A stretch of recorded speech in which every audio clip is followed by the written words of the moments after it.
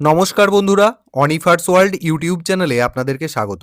রাজ্যের বকেয়া ডিএ মেটানোর জন্য যে ইন্দু মালহোত্রা কমিটি গঠন করা হয়েছিল, সেই কমিটির নির্দেশকেও রাজ্য সরকার অমান্য করছে।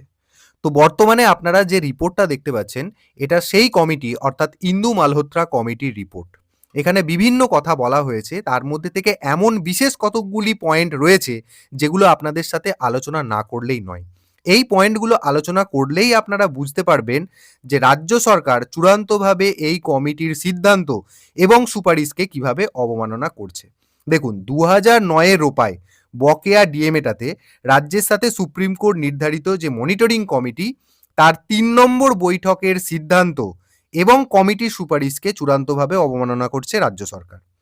এই মিটিংয়েই কমিটি নির্দেশ দেয় যে 1 জানুয়ারি 2016 থেকে 31 ডিসেম্বর 2019 এই সময়কালের সম্পূর্ণ বকেয়া ডিএ মার্চ মাসের 5 তারিখ 2026-এর মধ্যে রাজ্যের সমস্ত কর্মরত এবং অবসরপ্রাপ্ত কর্মচারীদের প্রদান করতে হবে।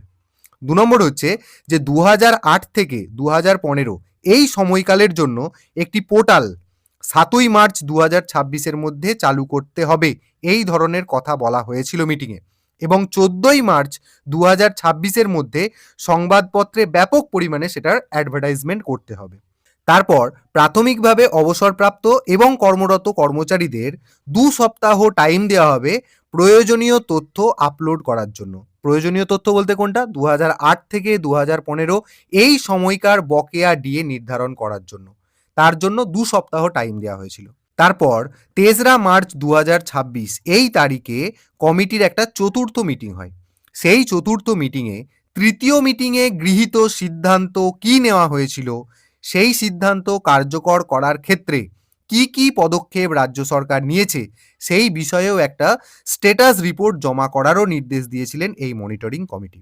কিন্তু সবচেয়ে আশ্চর্যের বিষয়, রাজ্য সরকার সেই চতুর্থ মিটিংয়ের রেজলিউশনও সুপ্রিম কোর্টে জমা করেনি।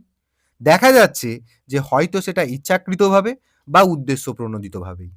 তাহলে রাজ্যের কর্মীদের যেটা প্রাপ্য, সেই জায়গা থেকে বারংবার কোনো না কোনো উপায়ে রাজ্য সরকার কিন্তু ক্রমাগত সেটাকে বিলম্ব করার দিকেই এগিয়ে চলেছে।